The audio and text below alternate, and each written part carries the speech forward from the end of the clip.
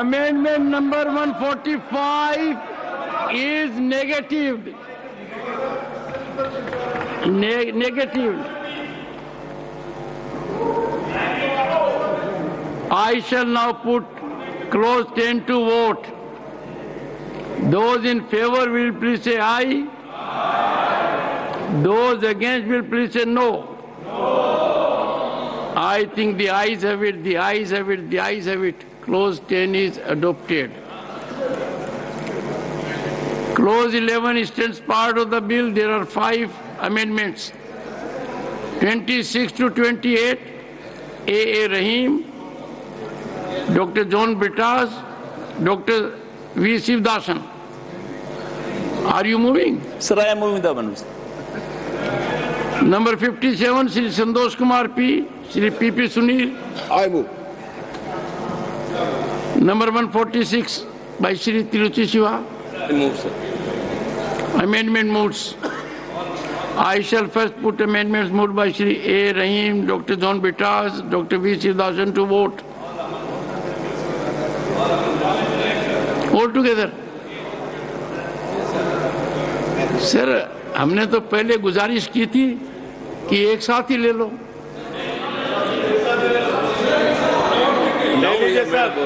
Now you can take.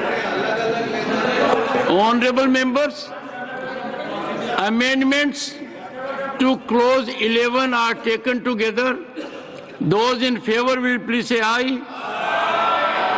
Those against will please say no. I think the noes have it, the noes have it. The amendments are negative. I shall now put clause 11 to vote. Those in favor will please say aye. Those against will please say no. I think the ayes have it. The ayes have it, the ayes have it. Clause 11 is adopted. Clause 12 stands part of the bill. There are 22 amendments. Do we take all 22 together? Let me get sense of the house.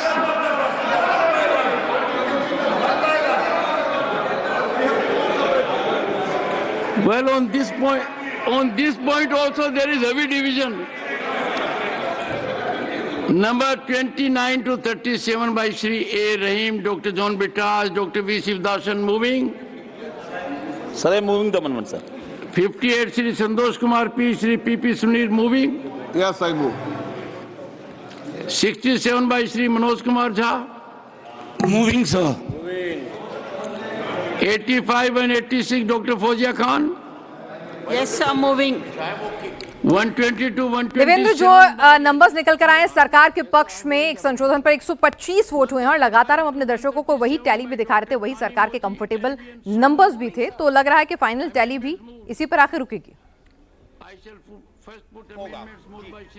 या बिल्कुल 125 और 92 यही नजर आ रहा है कि opposition का 92 के आसपास रहेगा और 125 के आसपास सत्ता पक्ष का रहेगा, यानी कि इस बिल के फेवर में रहेगा और वहां से एक बहुत कंफर्टेबल मार्जिन, जिसे पहले से ये उम्मीद जताई जा रही थी कि दोनों ही सदनों में सरकार बहुत आसानी के साथ इस बिल को पास करा लेगी और वो पास कराते हुए नजर आई. और सरकार का सबसे बड़ा होमवर्क यही होना था कि जेडीयू और टीडीपी जैसे जो दल हैं वो दल एकदम से साथ खड़े रहें. हालांकि ये भी तय था कि अगर उन दलों का रिजर्वेशन स्ट्रांग होता तो फिर सरकार इस लेवल पे इस बिल को लेकर आती ही नहीं और वहाँ पर ज़्यादा ज़रूरी होता, क्योंकि गठबंधन की सरकार है तो वहाँ पे ज़्यादा ज़रूरी होता कि फिर इस मसले को छोड़ा जाता. लेकिन जेडीयू के नेताओं ने भी क्योंकि इस बात को समझा, टीडीपी के नेताओं ने इस बात को समझा, तो वहाँ पर आज ऐसी कंफर्टेबल मेजॉरिटी वाले सिचुएशन नज़र आ रहा है. और वहाँ पर अपोजिशन के जो सांसद हैं निश्चित तौर पर उनको भी ये पता था कि नंबर्स गेम में वो कहीं नहीं है और शायद उसी लिहाज से उन्होंने ज़्यादा जोर लगाया इस बात पे कि वो नैरेटिव कैसे खड़ा करने की कोशिश करें और उस नैरेटिव के सहारे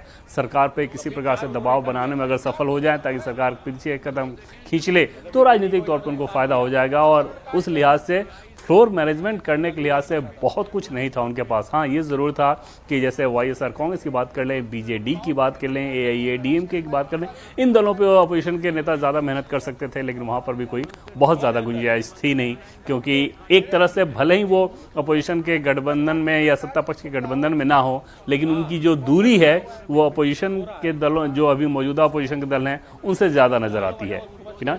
बिल्कुल, और हमने देखा कि जिस तरह से बीजेडी ने तो साफ कहा कि व्हिप भी नहीं जारी किया, उन्होंने कहा कि अपने विवेक से फैसला लें, तो एक तरह से एक इनडायरेक्टली काइंड ऑफ आप सपोर्ट ही कर रहे होते हैं, आप कहते नहीं हैं उतना खुलकर। कोई व्हिप जारी ना करना अपने आप में बहुत कुछ कम्युनिकेट कर जाता है। तो यहाँ पर अब संशोधनों पर वोटिंग तो चल रही है, फाइनल नंबर जिस तरह से देवेंद्र भी कह रहे हैं कि यही रहेगा 125 और 92 जो अभी हमने संशोधन के पास देखा है। तो जब पूरे बिल पर जिस तरह से फाइनल जो वोटिंग होगी उसमें भी नंबर मोरलेस यही रहने वाला है, 125 सरकार के हक में, यानी कि बिल बहुत आसानी से एक अच्छे मार्जिन के साथ पास हो जाएगा। देवेंद्र, लेकिन विपक्ष इस पूरे चर्चा के दौरान सिर्फ यही अपने लिए सुकून तलाश सकता है, बड़े से बड़े चुनाव भी उन्हें एकजुट नहीं कर पाते हैं। भले ही चुनाव हार जाए लेकिन एकजुट नहीं होते, एक दूसरे पर आरोप प्रत्यारोप लगाते हैं, बैठकों में नहीं जाते हैं। ऐसा लगता नहीं है कि कोई गठबंधन है उनके बीच में, लेकिन जब वक्त आया तो सब साथ एकजुट होकर एक यूनिट की तरह से खड़े हुए नजर आए, क्योंकि वोट बैंक भी एक ही है। हाँ बिल्कुल, क्योंकि ये मुस्लिम, हाँ बिल्कुल, और मुस्लिम से संबंधित अगर मामला था तो जो दल इस तरह की राजनीति करते हैं उनके लिए तो ये बड़ा ज़रूरी था कि ऐसे में कोई अलग से वो राग ना आलाप लें, अलग से सुर ना पकड़ लें। और उस लिहाज से बाकी दलों तो छोड़िए, शिवसेना भी उन्हीं के साथ कदम ताल करते नजर आई और वहाँ पर चाहे जो कुछ भी बात कही जाती थी, शिवसेना के सांसद, शिवसेना मतलब उद्धव बाला साहब ठाकरे वाले शिवसेना के सांसद उस बात को लेकर कतई भी सुनने को तैयार नहीं थे। और अपनी जो उनकी पोजिशनिंग थी उस पोजीशनिंग के आधार पे ये सभी दल एक साथ रहे। उसमें जैसा कि पहले मैंने कहा था कि जो तीखापन या एग्रेसिवनेस की आशंका पहले जताई जा रही थी कि ऐसा ना हो कि सदस्य बहुत ज़्यादा उत्तेजित हो गए, बहुत हंगामा करने लगे हैं, बहुत कुछ रकस क्रिएट कर रहे हैं, कई बार जो बहुत अप्रिय स्थिति हो जाती है हाउस में कुछ वैसा क्रिएट करने की कोशिश करें, वैसा कुछ भी नहीं हुआ। उन दलों ने विरोध किया और विरोध तार्किक तरीके से किया, अपनी बात कही, लेकिन उस हद तक नहीं गए कि सदन की कार्रवाई को बाधित किया जाए। और शायद इसके पीछे बड़ी वजह ये थी कि उन दलों को भी ये समझ में आ रहा होगा कि जिस प्रकार से सरकार इन सारे फैक्ट्स को लोगों के सामने रख रही है, कोई भी सामान्य व्यक्ति इस बात को समझेगा कि इस प्रकार के संशोधन की जरूरत है। और ऐसे में अगर आप इतना ज्यादा विरोध करें, इस तरह की मुखालफत करें कि सदन की कार्रवाई को बाधित कर दें, हंगामा कर दें, बिल को फाड़ के जैसे माइक तोड़ना फाड़ना, इन सब तरह की जो चीजें होती हैं उस तरह से अगर करें तो फिर ज्यादा एक्सपोज हो जाएंगे उन आरोपों के प्रति जो कि आरोप लगाया जाता है सत्ता पक्ष के द्वारा कि मुस्लिम अपीजमेंट की पॉलिटिक्स करती है ये दल। और शायद वहां पर एक कॉशस अप्रोच नजर आया कि विरोध करना है बिल का, तार्किक तरीके से विरोध करना है, जोरदार तरीके से विरोध करना है, लेकिन एग्रेसिवनेस की उस लेवल पे नहीं जाना है जिसके बारे में पहले आशंका जताई जा रही थी। और यह निश्चित तौर पर डेमोक्रेसी के लिहाज से भी एक अच्छी बात कही जा सकती है। आज जैसे हाउस में, राज्यसभा में आज इस प्रकार का डिबेट हुआ, वो बाकायदा जैसे वित्त मंत्री निर्मला सीतारमण ने भी खड़ा होकर इस बात को कहा था कि एक बहुत शानदार डिबेट रहा था और पक्ष और विपक्ष दोनों ही तरफ से बहुत जोरदार बातें कही गई थी, जो कि उम्मीद की जाती है कि लोकसभा में या राज्यसभा में कोई भी कानून बने तो इसी प्रकार के वाद विवाद के बाद बनना चाहिए ताकि अच्छी चीजें सामने आ सके और जनता भी समझ सके कि क्या सही है क्या गलत है। बिल्कुल देवेंद्र, आपने उद्धव का जिक्र किया है, तो बाला साहब ठाकरे की आइडियोलॉजी और उद्धव ने आज जिस तरह से उनकी पार्टी ने इस बिल पर साथ नहीं दिया है, तो कहीं ना कहीं बीएमसी के चुनाव भी आने वाले हैं, उन पे लगातार आरोप लग रहा है कि भाई वो शिवसेना की आइडियोलॉजी को छोड़ रहे हैं, वो उद्धव भाईजान होते जा रहे हैं। तो उनकी पार्टी का स्टैंड किसी दबाव में रहा या अब उन्होंने रास्ता चुन लिया है कि भाई यही राह पकड़नी है? जो कि सरकार के पक्ष में आया है, क्योंकि मजबूरी का रास्ता वो है। मजबूरी के अलावा ये नहीं कहा सकता कि अभी वो बहुत कंफर्टेबली ही इस पे जा रहे होंगे, उनके पास और ऑप्शन क्या है। और खासतौर पे महाराष्ट्र के चुनाव में जिस प्रकार की करारी हार हुई और उसके बाद बहुत सारे महाराष्ट्र के पॉलिटिकल कॉरिडोर में इस बात को लेकर चर्चा चलती थी कि शायद उद्धव बाला साहब ठाकरे एक बार फिर से कहीं से एनडीए गठबंधन में आना चाहें, लेकिन एनडीए के नेता तब ऑफ रिकॉर्ड इस बात को कहते थे कि आखिर उनके पास ऐसा बचा ही क्या है जब उनकी विचारधारा नहीं रही, उनके पास लोग नहीं रहे, उनके कार्यकर्ता नहीं रहे, तो अब क्या ही बचा है कि उनको गठबंधन के तहत लेकर आया जाए। तो अगर ऐसी स्थिति हो गई है रियल में, तो समझा जा सकता है कि फिर उनके पास ऑप्शन कितना है। और लोकल बॉडी के इलेक्शन में वाकई वहां पर फिर से एक मुश्किल के हालात का सामना करना पड़ेगा, क्योंकि श्रीकांत शिंदे हाउस में, जो कि एकनाथ शिंदे के सुपुत्र भी हैं और शिवसेना के सांसद हैं, उन्होंने बार बार इस बात को कहा था कि बाला साहब अगर आज होते तो किस प्रकार से इन सारी चीज़ों को देखते। और वहां पर इसी तरह के आरोप को लेकर बीएमसी इलेक्शन में भी उद्धव ठाकरे के खिलाफ और उनके कैंडिडेट्स के खिलाफ माहौल बनाने की कोशिश की जाएगी। वो एक मुश्किल हालात ज़रूर होंगे, क्योंकि शिवसेना तो हमेशा से ही राइट विंगर पार्टी रही थी। अब क्योंकि पॉलिटिकल पोजीशनिंग उन्होंने अपनी अलग कर ली है, लेकिन ऊपर भले ही अलगाव हो जाए, क्या कार्यकर्ताओं की विचारधारा बदल गई? कम से कम पिछले विधानसभा चुनाव के इलेक्शन के बाद तो लगा कि ऐसा बिल्कुल नहीं था, और अब फिर से वक्त पे ऐसी पोजीशनिंग उनको परेशानी में ही डालेगी। इसका फायदा उनको कम नजर आएगा। बिल्कुल, और निश्चित तौर पर शिवसेना जो शिंदे गुट है वो निश्चित तौर पर इसको भुनाने का कोई मौका नहीं छोड़ेगा कि जिस वक्त की मुखालफत जो है बाला साहब ठाकरे ताउम्र करते रहे हैं, आप आज उसी के संशोधन में साथ खड़े हुए नजर नहीं आ रहे हैं। एक बार फिर से आपने अपनी आइडियोलॉजी से कॉम्प्रोमाइज किया है। जिस तरह से देवेंद्र आप जिक्र कर रहे थे कि विपक्ष ने भी इस मुद्दे पर बहुत संभल कर एग्रेशन दिखाया, बहुत संभल कर बोले, संयम बोले, और विरोध भी एक तरीके से किया।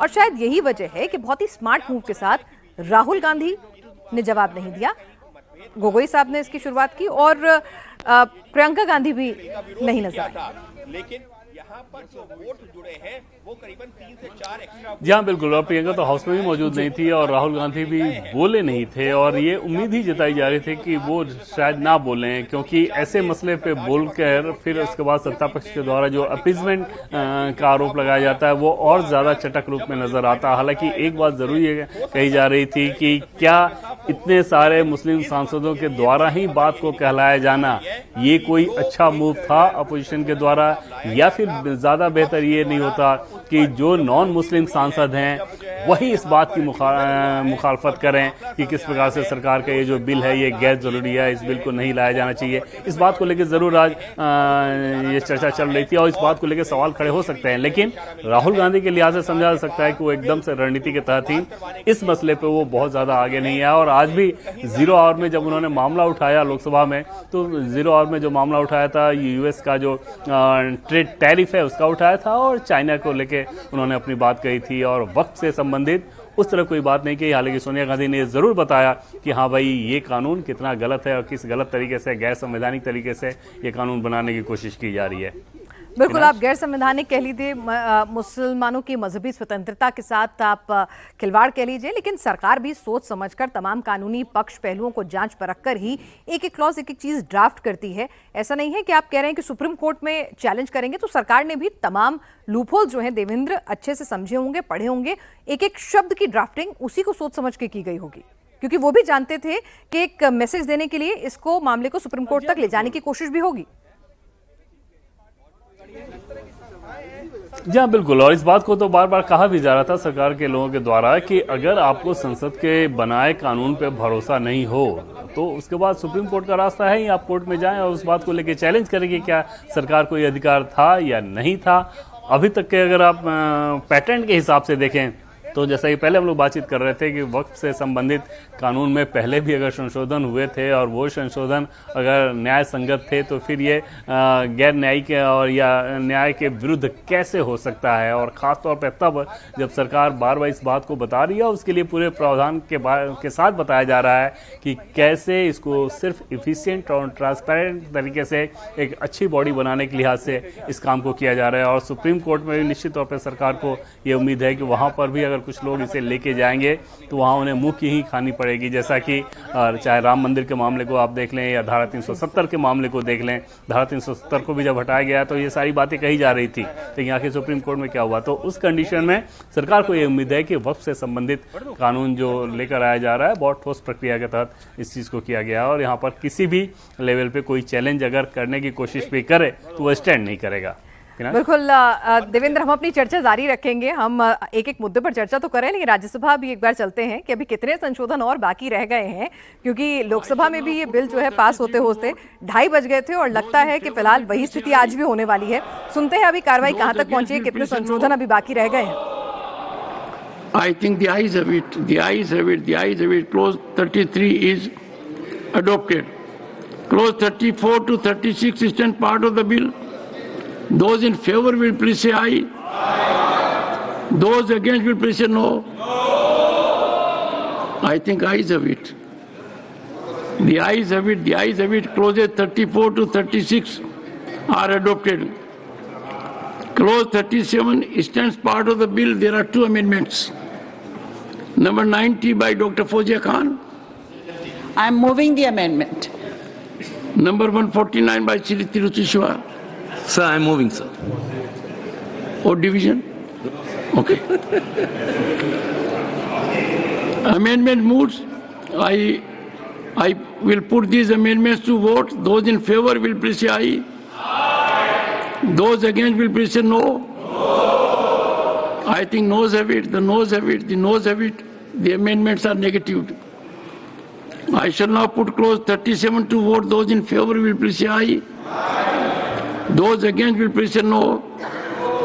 I think ayes have it. The ayes have it. The ayes have it. Clause 37 is adopted.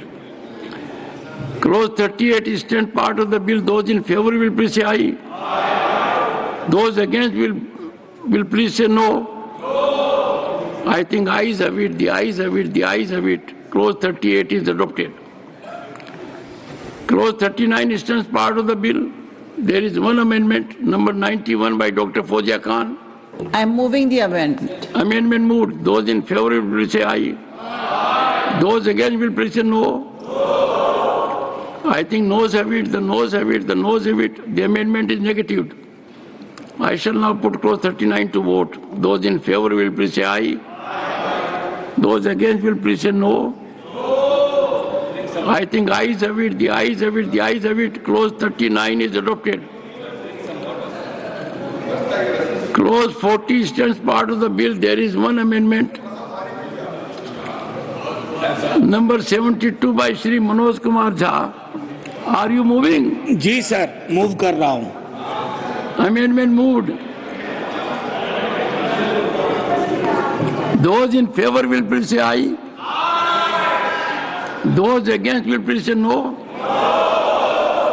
I think the noes have it, the noes have it, the noes have it. Amendment is negative. I shall now put clause 40 to vote. Those in favor will please say aye.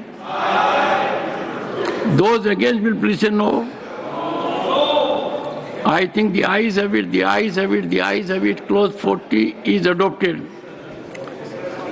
Clause 41 stands part of the bill. There are four amendments. 61 by Shri Santosh Kumar P. Shri P.P. Sunil. Yes, I move. 73 by Shri Manoj Kumar Jha. Moving sir. 92 by Dr. Fozia Khan. Moving, sir.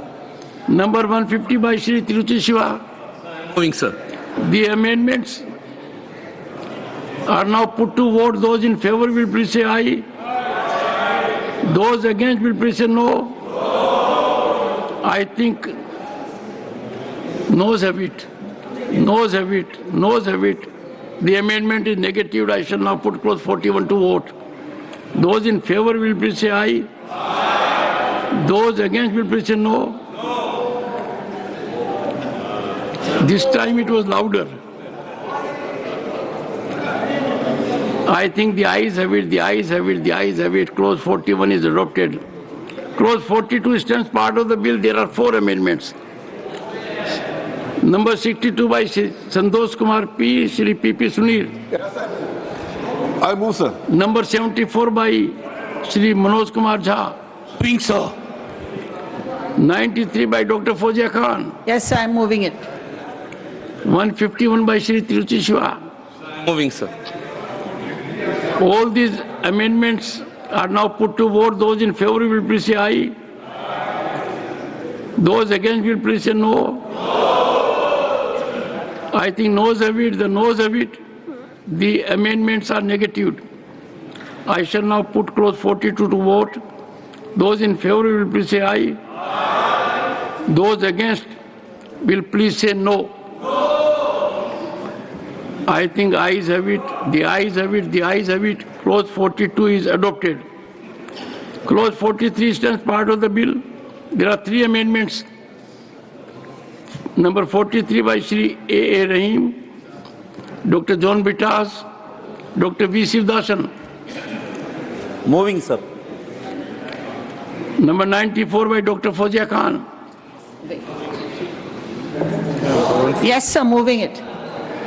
Number 152 by Shri Tiruchi Shiva. Sir, I'm moving, sir. I shall put these amendments to vote. Those in favor will please say aye. Those against will please say no.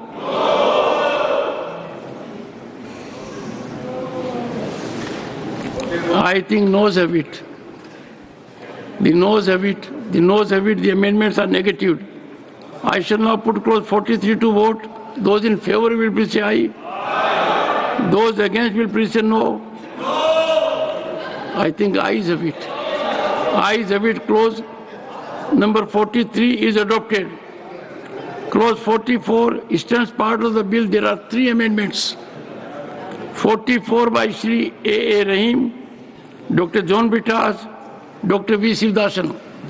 Moving, sir. 95 by Dr. Fozia Khan. Yes, sir, moving. 130 by Shri Harish Biran. Yes, sir. Moving, sir. All these amendments are now put to vote. Those in favor will please say aye. Those against will please say no. I think noes have it, the noes have it, the noes have it. The amendments are negative. I shall now put clause 44 to vote. Those in favor will please say aye. Those against will please say no. I think the ayes have it, the ayes have it, the ayes have it. Clause 44 is adopted. Clause 45 stands part of the bill. There are three amendments. Number 45 by Shri A. Rahim, Dr. John Bitas, Dr. V. Sivdasan. Moving, sir. Number 96 by Dr. Fozia Khan. Moving the amendment. 131 by Shri Harish Biran. Moving the amendments. I shall put all these amendments to vote. Those in favor will please say aye. Those against will please say no. I think noes have it, the noes have it, the noes have it. The amendments are negative. I shall now put clause 45 to vote.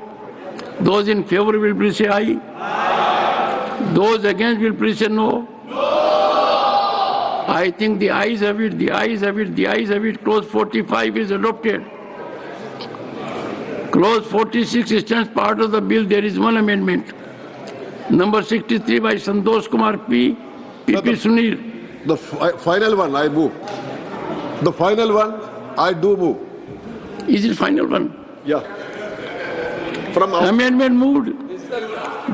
Those in favor will please say aye. Those against will please say no. I have no doubt.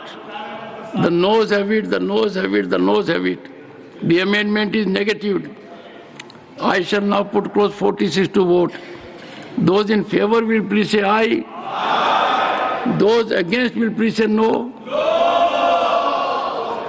I think ayes have it. The ayes have it, the ayes have it. Clause 46 is adopted. Clause 47 and 48 stand part of the bill. Those in favor will please say aye. Those against will please say no. I think the ayes have it, the ayes have it, the ayes have it. Clause 47 and 48 are adopted. You are right, there are no further amendments. Clause 1, the enacting formula and the title stand part of the bill. Those in favor will please say aye. Those against will please say no. I think the ayes have it, the ayes have it, the ayes have it. Clause 1, the enacting formula and the title are adopted. Shri Kiran Rijuji to move that the bill be passed. Sir, I move that the bill be passed. Motion moved that the bill be passed. The question is that the bill be passed. Those in favor will please say aye. Those against will please say no.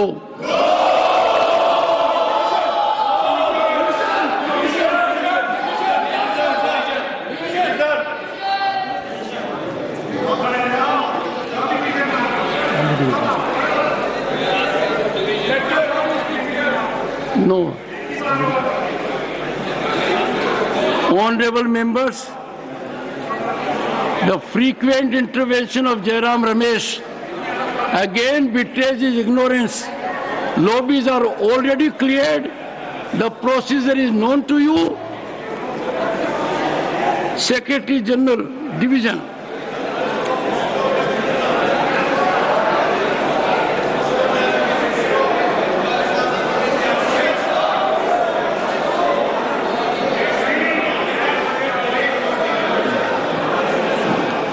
Honorable members,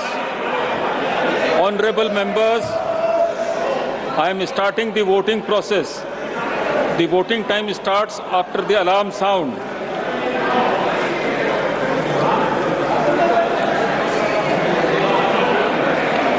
Honorable members, be on your seats. 1 second. Honorable members, you are required to be on your, Mr. Vajpayee, you have to be on your seat.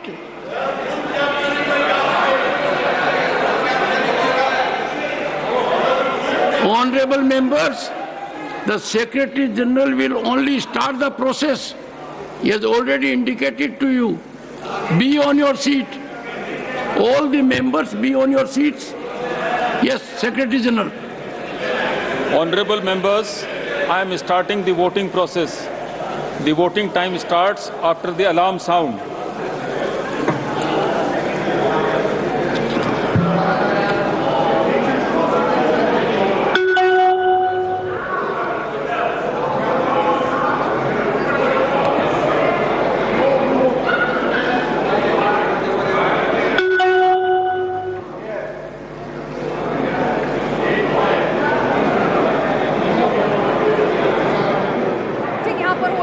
वक्त संशोधन bill पर final voting हो रही है और आपको बता दें कि वोट का जो अभी फिर से जहां तक समझ में आ रहा है कि कई सांसदों के वोट जो है वो कास्ट नहीं हुए हैं, इसलिए फिर से स्लिप जो है करेक्शन स्लिप वो मांगी जाएंगी, क्योंकि यहाँ पर 116 नज़र आ रहा है और इससे पहले हमने देखा था जब स्लिप मिलने के बाद 125 का आंकड़ा जो है सरकार के हक में आया था।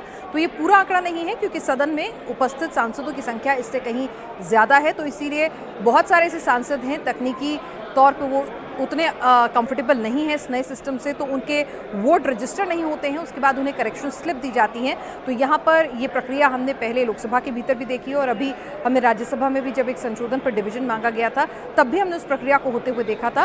तो राज्यसभा में वक्फ बिल पर जो ये फाइनल वोटिंग हो रही है उसमें अभी कुछ सांसदों के वोट रजिस्टर नहीं हुए हैं, जिनको अब स्लिप दी जा रही है, करेक्शन स्लिप यानी पर्चियाँ दी जा रही हैं, उस पर वो अपना वोट कास्ट करेंगे और फिर उनकी काउंटिंग होगी और फिर फाइनल टैली जो है वो स्पीकर जो हैं वो अनाउंस करेंगे। तो जो अभी मौजूदा आंकड़ा नज़र आ रहा है उसमें भी साफ जाहिर है कि सरकार की राह पहले भी मुश्किल नहीं थी, उसके हक में जितने नंबर चाहिए 119 से ज़्यादा नंबर थे और आज तो सदन में उपस्थिति के हिसाब से भी वो नंबर बदलते हैं। तो यहाँ पर देखिए कि किस तरह से यहाँ पर 116 भी आपको नज़र आ रहा है, लेकिन 125 हमने देखा था जब संशोधन पर वोटिंग हुई थी, डिवीज़न मांगा गया था, तब उसके बाद जब पर्चियाँ जो हैं जो सांसदों के वोट नहीं रजिस्टर हुए थे उनको भी काउंट किया गया था, उसके बाद वो टैली 125 तक सरकार के हक में पहुंच गई थी। तो यहाँ पर भी 116 ऑलरेडी आ चुका है, अभी स्लिप्स जो हैं वो दी गई हैं, उसकी काउंटिंग के बाद फाइनल टैली अनाउंस की जाएगी। तो वक्त संशोधन बिल पर राज्यसभा में इस वक्त फाइनल वोटिंग चल रही है और आप देख रहे हैं कि फाइनल वोटिंग में कुछ सांसदों के वोट काउंट नहीं हुए, रजिस्टर नहीं हुए हैं, तो उसको करेक्शन स्लिप मांगी गई हैं, पर्चियाँ पकड़ाई गई हैं। अभी जो सामने टैली नज़र आ रही है उसमें सिर्फ 190 सांसदों के वोट यहाँ पर रजिस्टर हुए हैं टेक्निकली, जो डिजिटली रजिस्टर होते हैं उस सिस्टम के थ्रू। तो 116 सरकार के हक में है यानी कि बिल के फेवर में है, 74 उसके खिलाफ हैं। तो अभी सांसदों को स्लिप्स जो हैं वो पकड़ाई जा रही हैं, करेक्शन स्लिप्स, और उन पर वो अपनी वोटिंग कास्ट करके फिर उसकी काउंटिंग होगी। और ये टैली जो है, जैसा हम लगातार अपने पॉलिटिकल एडिटर देवेंद्र पराशर से बात कर रहे थे तो उन्होंने कहा था कि यही टैली जो रहने वाली है जो संशोधन में निकल कर आई थी 125 और 92, क्योंकि वही नंबर भी नज़र लगातार आ रहा था। देवेंद्र हमारे साथ लगातार बने हुए हैं। देवेंद्र, अब बस महज कुछ मिनटों का इंतजार और औपचारिकता, एक नया इतिहास रच दिया गया है।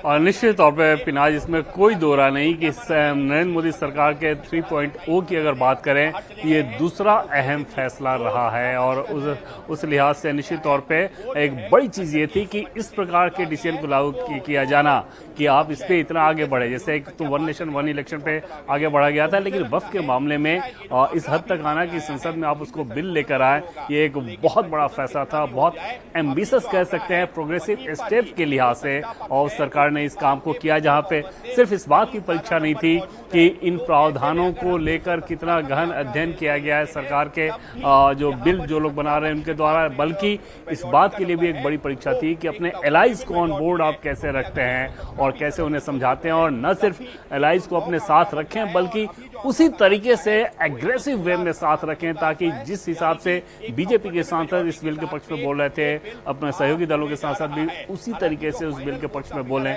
और वो नजर आया। और ये नरेंद्र मोदी सरकार 3.0 की एक बड़ी उपलब्धि कही जा सकती है। और यहाँ से सरकार के चलाने को लेकर जो लोग अंदेशा जता रहे थे, क्योंकि अपने दम पे बहुमत वाली सरकार नहीं है, तो शायद सरकार के काम करने के तरीके में नरेंद्र मोदी 1.0 2.0 उनमें जो काम करने का जो तरीका रहा था उससे बदलाव आ जाएगा।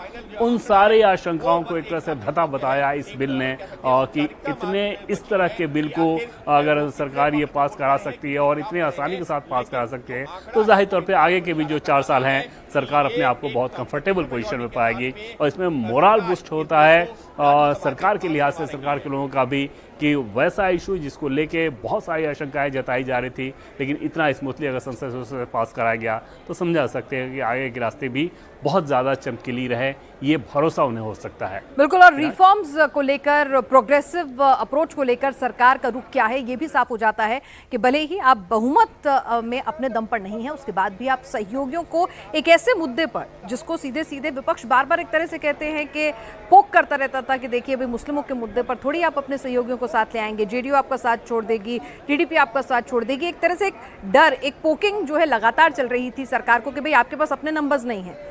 एक करारा जवाब उनको भी है कि भाई आने वाले 4 साल ऐसे ही काम होने वाला है और सहयोगी साथ खड़े हुए हैं और पूरे दमखम के साथ खड़े हुए हैं। और बिल्कुल पिनाज, और जो लोग नरेंद्र मोदी की कार्यशैली को जानते हैं उन्हें तो ये पता था कि उनके तेवर में कोई परिवर्तन नहीं होने वाला है। जिस तरीके से वो काम करते हैं वो उसी तरीके से काम करते रहेंगे। लेकिन वहाँ पे एक सवाल ये ज़रूर हो रहा था कि क्या सहयोगी दल उन सारी चीज़ों को उसी रूप में समझ पाएंगे जैसे कि अपेक्षा की जाती है। कम से कम इस मामले के आधार पे एकदम से कहा जा सकता है कि ऑन बोर्ड कैसे रखना है अपने सहयोगी दलों को, ये दिखाया गया नरेंद्र मोदी सरकार के द्वारा। और इसमें गृह मंत्री अमित शाह की निश्चित तौर पे एक बड़ी उपलब्धि इस लिहाज से वो कह सकती हैं कि एक तरफ अपोजिशन के आरोपों को कैसे काउंटर करना है, उनके नैरेटिव को कैसे न्यूट्रलाइज करना है, उस पर उन्होंने ध्यान दिया। तो दूसरी तरफ अपने सहयोगी दलों के नेताओं के साथ लगातार कैसे बातचीत करके उनको इस बोर्ड पे लाना है। और जेपीसी में भेजने के बाद जिस तरह के संशोधन सुझाए गए, उनमें से कौन से संशोधन जरूरी थे, चाहे टीडीपी के हों या जेडीयू के हों, उनको कैसे इनकॉर्पोरेट करा लिया जाए, इन सारी चीज़ों को लेकर लगातार मेहनत किया गया था। और जिसका नतीजा ये रहा कि इतने स्मूथ तरीके से, चाहे लोकसभा हो या फिर अभी राज्यसभा में, दोनों में ही इस बिल को पास करा दिया गया है। और अब राष्ट्रपति के पास ये बिल जाएगा और उनके हस्ताक्षर के साथ ही ये कानून बन जाएगा। और फिर उसके बाद नजर आएगा कि वक्त की प्रॉपर्टी का जो मैनेजमेंट अभी चल रहा था उसमें कितना आमूलचूल परिवर्तन हो रहा है। बिल्कुल देवेंद्र, अब फाइनल वोटिंग जो है इस वक्त जारी है डिजिटली। जिन लोगों के, जिन सांसदों के वोट काउंट नहीं हुए हैं, रजिस्टर नहीं हो पाए हैं, अब उन्होंने करेक्शन स्लिप फिल करके अपना वोट दे दिया है। उसकी गिनती होगी और उसके बाद औपचारिक फाइनल नंबर जो है वो आपको टैली पर नजर आएगा। उसकी घोषणा जो है स्पीकर द्वारा की जाएगी। तो बस कुछ मिनटों का इंतजार और औपचारिकता बस रह गई है। लोकसभा में पहले ही वक्त संशोधन बिल पास हो चुका है और यहाँ पर राज्यसभा में बस अब कुछ मिनटों का इंतजार है और फाइनल टैली का इंतजार है। उसके बाद यहाँ से भी पास हो जाएगा और जैसे देवेंद्र कह रहे हैं कि एक पूरा जो प्रोसीजर है कि राष्ट्रपति के पास हस्ताक्षर होने के लिए जाएगा और फिर ये कानून बन जाएगा। देवेंद्र, जिस तरह से आपने कहा कि नरेंद्र मोदी की कार्यशैली की हम बात कर रहे थे, फ्लोर मैनेजमेंट की, सहयोगियों को साथ लेके चलने की, आमतौर पे पहले भी देखा है कि नंबर गेम में बहुत सारे परमुटेशन कॉम्बिनेशन देखते हुए, फैक्टर्स को देखते हुए सहयोगी दल साथ तो देते हैं, लेकिन कभी एब्सेंट होके देखते हैं, कभी बेमन से देते हैं। लेकिन जिस कन्विक्शन के साथ एक ऐसे मुद्दे पर जिसको सहयोगी दलों के लिए बहुत एक कैच 22 सिचुएशन माना जाता है, उस मुद्दे पर इस कन्विक्शन के साथ सहयोगी दल साथ देंगे और सदन के भीतर बोलेंगे, ये भी एक बड़ा नैरेटिव सेट करता है। जी हाँ, बिल्कुल, इसमें बहुत ज़्यादा डाउट था और इस डाउट को लेकर खासतौर पे जेडीयू को लेकर एकदम से डाउट था कि इसी साल चुनाव होने अक्टूबर नवंबर में आरजेडी क्या करेगी ये पता था, जेडीयू का अपना क्या नज़रिया रहता है ये पता था, मुसलमानों के एक हिस्से में खासतौर पे कुछ पॉकेट में उसे इस वोट की उम्मीद है। और पिछली बार अगर आप देखें तो जो सीमांचल का इलाका है वहाँ पर क्योंकि मुस्लिम वोट आरजेडी के पक्ष में उस तरीके से नहीं रहे, बल्कि वहाँ पे एक डिवीज़न हुआ जिसके चलते कुछ सीटों से वो पिछड़ गई थी। तो ये सारी चीज़ें सामने थी और वहाँ पर ये डाउट हो रहा था कि क्या जेडीयू इस बात के लिए मानेगी या फिर वो ये चाहेगी कि बिहार के चुनाव तक कम से कम इस मुद्दे को आगे टाल दिया जाए। टीडीपी के इसमें कोई समस्या थी नहीं क्योंकि वहाँ पे अभी चुनाव 4 साल बाद होने हैं, लेकिन जेडीयू के लिए तो ये समस्या थी। लेकिन शायद जेडीयू के नेताओं को ये भरोसा हुआ कि वक्त से संबंधित जो अमेंडमेंट किए जा रहे हैं, क्योंकि वो बेहतरी के लिए किए जा रहे हैं, तो उनके अपने वोटर्स के बीच भी वो इस मैसेज को बहुत आसानी से देंगे। और लालू प्रसाद यादव का जो बयान वायरल हो रहा है वो तो आइसिंग ऑन द केक कहा जा सकता है जेडीयू के लिहाज से। आप देखेंगे कि अगले कुछ दिनों में बिहार के छोटे से छोटे कस्बे के हर मोबाइल में लालू प्रसाद यादव का वो बयान, जो कि वक्त में किस प्रकार से अवैध कब्जा किया जा रहा है वक्त की संपत्ति पे, उसके संबंध में दिया गया था। उसके लिए कठोर कानून बनाने की जरूरत थी। इसकी वकालत लालू प्रसाद यादव ने हाउस में की थी और वो इलेक्ट्रॉनिक तौर पर उपलब्ध है। तो ये सारी चीजें निश्चित तौर पे ग्राउंड पे बहुत ज्यादा स्प्रेड की जाएंगी और वहां पर आरजेडी कोई बहुत खिलाफ माहौल बना ले जेडीयू के, इस बात की संभावना कम रहेगी और ये जेडीयू के लिए एक कंफर्टेबल पोजीशन रहेगा। तो शायद इन सारी कवायदों को देखते हुए ही ये चीज हुआ होगा। और इसमें एक चीज और थी बात की, जब कैबिनेट में ये बिल आया था पहली बार 6 महीने पहले जब कैबिनेट में इस बिल को लाया गया था, तो उस कैबिनेट की बैठक में भी राजीव रंजन और ललन सिंह ने बहुत जोरदार तरीके से इस तरह के कानून की वकालत की थी कि इसमें सुधार की जरूरत है। और देश में ऑलरेडी एक तरह से वक्त के संपत्ति के बारे में जो भी थोड़ा बहुत जान रहा था उसे समझ में आ रहा था कि इसमें बहुत ज्यादा सुधार की गुंजाइश है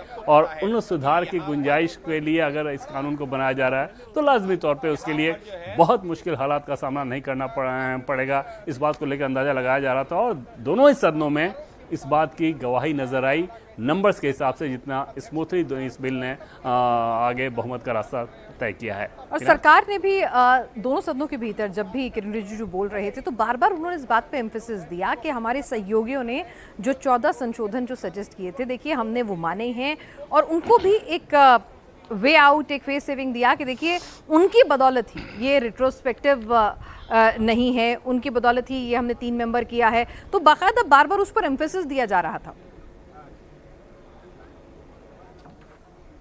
जी हाँ, उनके लिए भी एक विंडो तो तैयार करना ही था, पॉलिटिकल विंडो, ताकि वो भी अपना ये कह सके कि हाँ हमने इन चीज़ों को कराया। और एक चीज़ और की, जैसे इतने 97 लाख के आसपास अगर मेमोरेंडम आए थे, ज्ञापन आए थे अलग अलग तरीकों से, तो सरकार को भी बखूबी मालूम था कि उसमें बहुत सारे ऐसे होंगे जो कि इस तरह के कानून की मुखालफत करेंगे। लेकिन सरकार की एक कोशिश थी कि जेपीसी के मार्फत, जिसमें सभी दल के सांसद मौजूद रहे, वहाँ पर एक बार फिर से राज्यसभा चलते हैं क्योंकि वहां पर काउंटिंग अब फाइनल हो गई है। अब शायद फाइनल टैली और नंबर यहाँ पर अनाउंस होगा।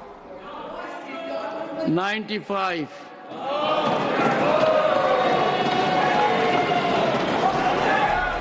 abstention 0.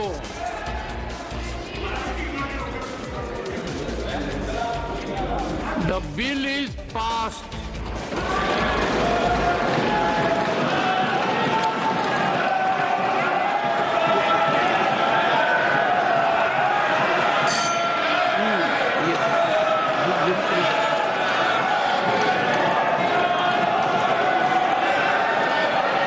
Let the lobbies be cleared. Lobbies be opened.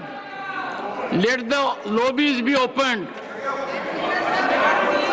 I shall now put the motion regarding consideration of the Mussalman Waqf Repeal Bill 2025 to vote.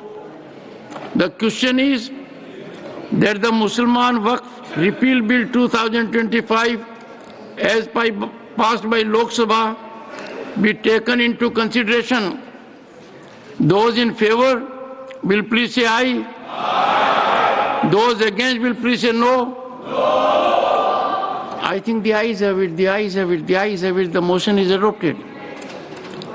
We shall now take up clause by clause consideration of the bill. Clause 2 stands part of the bill. Those in favor will please say aye. Those against will please say no. I think the ayes have it, the ayes have it, the ayes have it. The clause number 2 is adopted. Clause 1, the enacting formula and the title stand part of the bill. Those in favor will please say aye. Those against will please say no. I think the ayes have it, the ayes have it, the ayes have it. Clause 1, the enacting formula and the title are adopted. Shri Kiran Rijuji to move that the bill be passed. Sir, I move that the bill be passed. Motion moved that the bill be passed. The question is that the bill be passed. Those in favor will please say aye. Those against will please say no. I think the ayes have it, the ayes have it, the ayes have it. The bill is passed.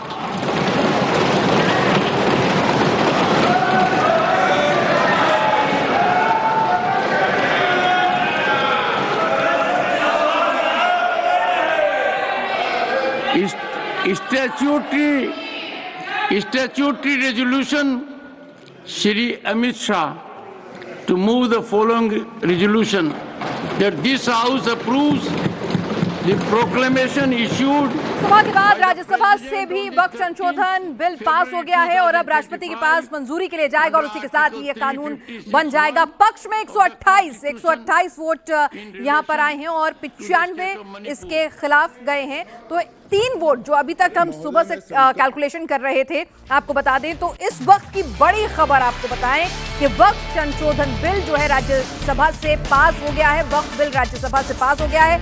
इसके पक्ष में 128 vote पड़े हैं, यानी 125 जो अनुमान लगाया जा रहा है तो उससे 3 ज्यादा हैं।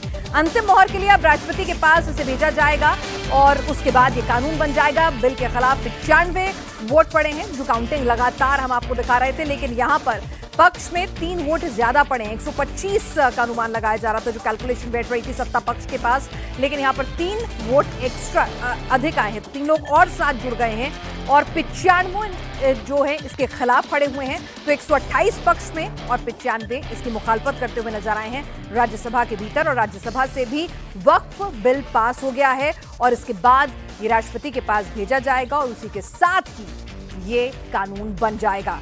तो यहाँ पर एक बड़ी कामयाबी नरेंद्र मोदी सरकार के लिए कि जिस तरह से कहा जा रहा था कि भाई पूर्ण बहुमत की सरकार नहीं है, वक्त संशोधन बिल आप लेकर आ रहे हैं, टीडीपी और साथ ही नीतीश को आप किस तरह से मनाएंगे, उनका अपना मुस्लिम वोट बैंक है, वो एक अलग राजनीति करते हैं, तो यहाँ पर उनका मुस्लिम वोट बैंक उनसे नाराज हो जाएगा। क्या वो साथ रहेंगे कि नहीं रहेंगे, बार बार इस तरह की बयानबाजी हो रही थी, लेकिन सरकार ने बता दिया कि नहीं, जब बात प्रोग्रेसिव सोच की है तो वो बिहार के चुनावों का भी इंतजार नहीं करेंगे। अक्टूबर के बाद भी ये नहीं कि उसके बाद जाके वो ये बिल लेकर आते हैं। उन्होंने कहा नहीं, हम पहले ही लाएंगे और सहयोगियों के भी साथ लेकर आएंगे। और देखिए कि किस तरह से यहाँ पर नीतीश का भी साथ मिला है, जेडीयू का भी साथ मिला है और यहाँ पे टीडीपी का भी साथ मिला है और 128 वोट जो हैं इसके फेवर में गए हैं, पक्ष में गए हैं और 95 इसके खिलाफत में गए हैं।